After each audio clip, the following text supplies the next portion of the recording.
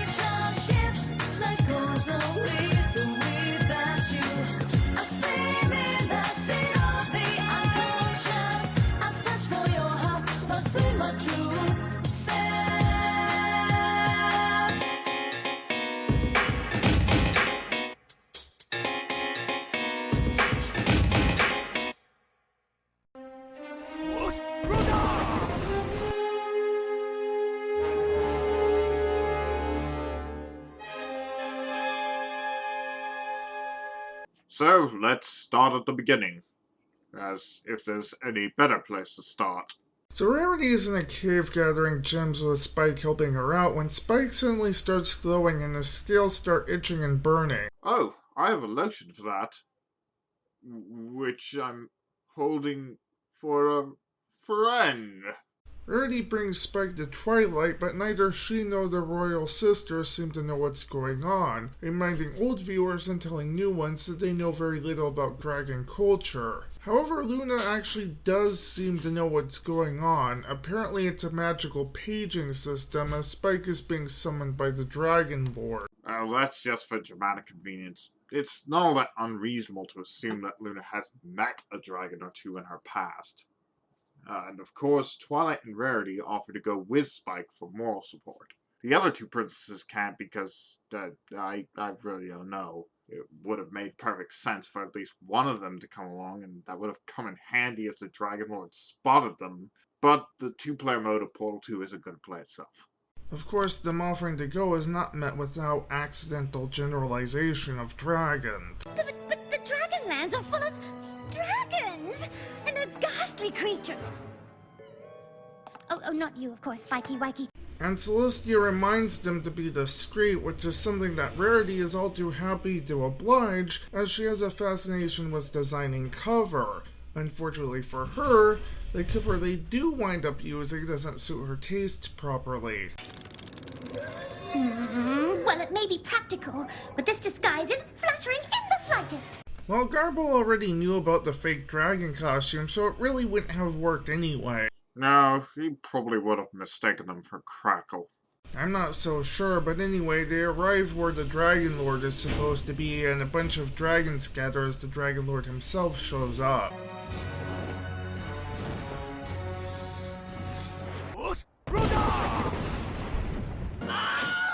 And now we know where the Royal Canterlot voice came from, apparently. Oh, my ears! Ah, well, Dragon Lord Torch is an interesting new character. I swear he must have eaten 5 pigs before coming on, because he's full of ham. And it is beautiful. He also has an interesting relationship with his daughter, Princess Ember. He's not confident in her abilities, but she is quite sure that there's more to being a dragon than brute strength. I really like the dynamic between these two characters. It feels like a real relationship between a father and a daughter. And it could be a throwback to a number of things like Golden Age Wonder Woman, or at least 3 different leading ladies in Disney movies. Anyway, Ember has been getting called a tsundere by fans a lot lately, similar to how some fans will call Fluttershy moe, but there's a bunch of anime character tropes in this show if you look close enough. Really, they could be in anything if you look close enough. Torch also seems to have this habit of forcing his subjects to react appropriately to what he says. Guy might as well have a giant applause sign or something. He tells his subjects that he has to step down from leadership because, There's a simple explanation for that. Damn it, Gosei. Apparently, in order to become the new Dragon Lord, a dragon must first pass a trial of Torch's design, the Gauntlet of Fire, which has no relation to the Goblet of Fire. The goal of this little contest is to retrieve the Bloodstone Scepter, yet another interesting artifact from the past. What makes this particularly fascinating is the dragons couldn't have created it. Not only is it too small for a full-size dragon, but dragons never create anything. They collect. One dragon even talks about stealing pillows from ponies. You literally sleep on a bed of money. Buy some pillows, or learn how to make them. You moron! But anyway, this is the dragon way, to collect things made by others. So this means that someone else had to make the scepter, and the dragons got a hold of it. Probably because it could be used to control dragons. As you can see, when Torch throws the scepter away, the dragons stop glowing, implying that's what gives him that ability. I can imagine some evil wizard crafting that bloodstone to control all dragons, only to be defeated by the first Dragon Lord. Fanfic writers? You know what to do. Maybe that's how Luna knew about us in the first place. Maybe at some point Nightmare Moon created it. Mattwo's Random Reviews will return after these messages. We now return to Mattwo's Random Review. Spike tries to sneak them out of the area, but Torch notices. Spike manages to worm his way out of it, but in doing so gives Torch another reason to not let Ember enter, even though Ember is basically the same size as the other contestants. But Torch is her father. He's just being overprotective of her and underestimating her abilities. That's what makes him such an interesting character. He feels like a real father. Yes, the tsundere must run in the family, but we'll get into that a bit later. As Spike and the ponies are leaving, the dragons talk about what they'll do when they win.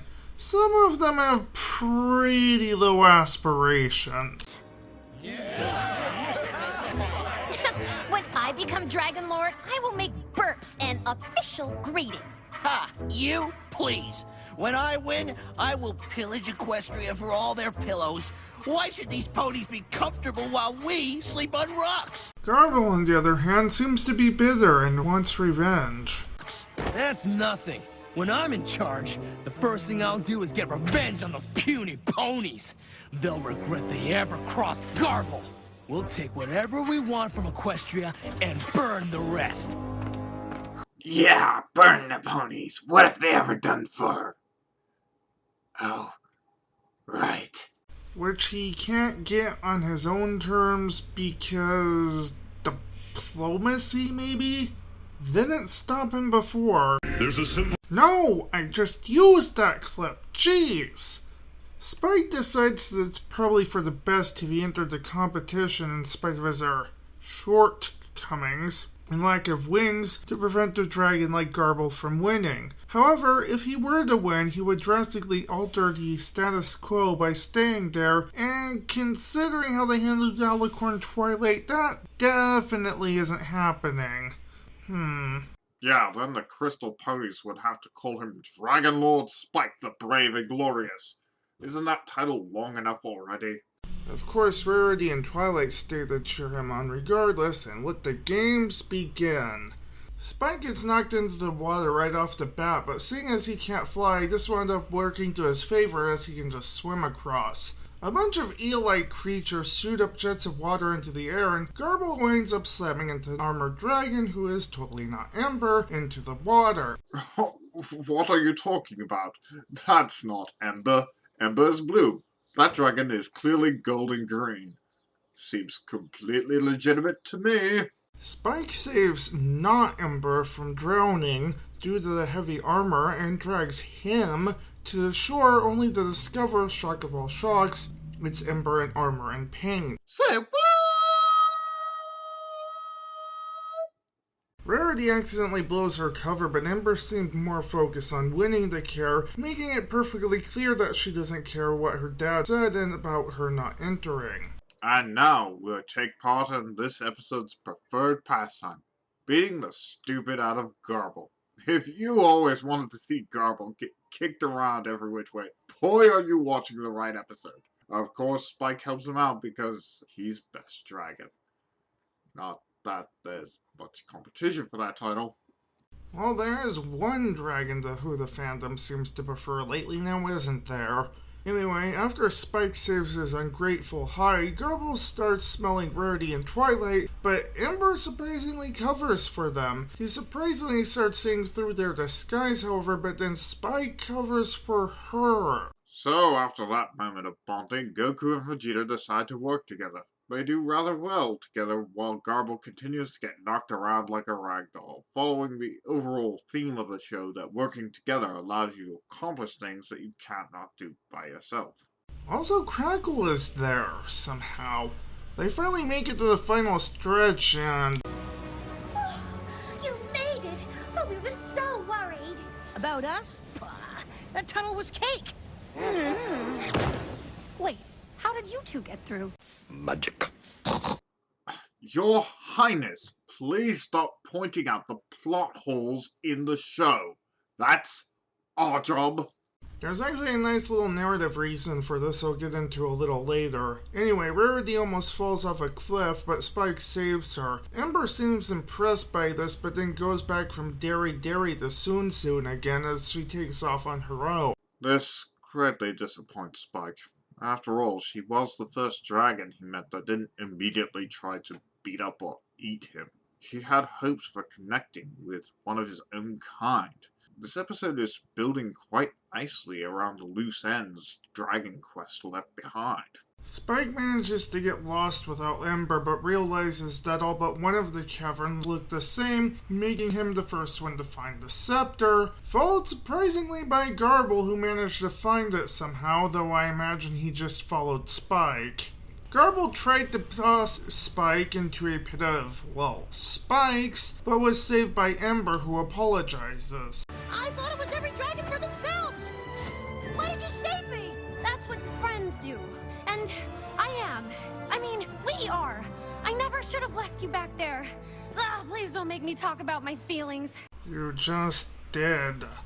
The save, however, causes Rarity and Twilight to become exposed, and Garble goes after them, leading to a throwdown between him and Ember, while Spike goes after the scepter. Spike, however, decides to try to help, but winds up on a cliffhanger. Bad joke detected. Hey, I thought I removed that function. Anyway, after Garble becomes the receiving end of a judo throw. No, Manga Kamen already did that joke for this episode. And thus ends the episode's tendency to kick Garble around. It is a pity. I would have liked to have seen him burned, maimed, and blown up as well. But being thrown into a wall like the extra in a Jackie Chan movie is a good way to end his abuse. Anyway, Spike retrieves the scepter and orders Garble to... Now go start your long journey home, and give every dragon you see on the way a hug. Don't tell them why. Okay, so maybe Garble's abuse isn't quite finished yet. Also, this dragon and Garble. Ship it. Now. Unsurprisingly, Spike hands the scepter to Ember now that he trusts her. Of course. After all, she's the princess of all dragons. And one day, she shall fulfill the legend and become the mythical super dragon. Wait, I'm totally thinking of something else. Have I mentioned that she reminds me of Vegeta? So you remember how I said the Tsundere runs in the family? Well, Ember returns with the scepter and Torch is initially pretty angry, but Ember gets in his face and tells it like it is. Ugh, she sounds just like her mother. And he just goes along with it, just like that. Well, it's not like he has much of a choice. She's the Dragon Lord now. She can make his skills glow and burn whenever she pleases. Who has to clean their room now, Dad? After Ember teases the dragons by pretending to force them to agree with Torch, Torch announces her as the new Dragon Lord and... well, I guess Garble's torture wasn't over quite yet. As Spike, Twilight, and Rarity leave the other dragons, Twilight talks about how she can now write a whole book about dragons, and Rarity wants to make a new line of fashion based on camo. Yeah. Well, that was quite a good adventure. One minor strike against the episode is that Rarity was a complete load the whole time. She never really did anything that couldn't have been better serviced by just having Twilight there. But even with that minor problem, the whole episode was rather exciting, with lots of awesome dragon action. And I managed to go through this whole review without making a single reference to Spyro. I am so proud of myself. Although Spike was in top form here, having two different characters to bounce off, making full use of his strongest character traits, there was also the fact that Rarity and Twilight were always way ahead of Spike, so they were kind of serving as an audience surrogate, as the audience was also always ahead of Spike and cheering him on. Also, slapstick abuse is actual catharsis. You don't see that often enough on this show. All in all, this might be the best Spike episode so far, and I give it a rating of 4 out of 5. I'm Mattwo, and until next time, stay determined. And remember, I don't have all the answers, just 48% of them.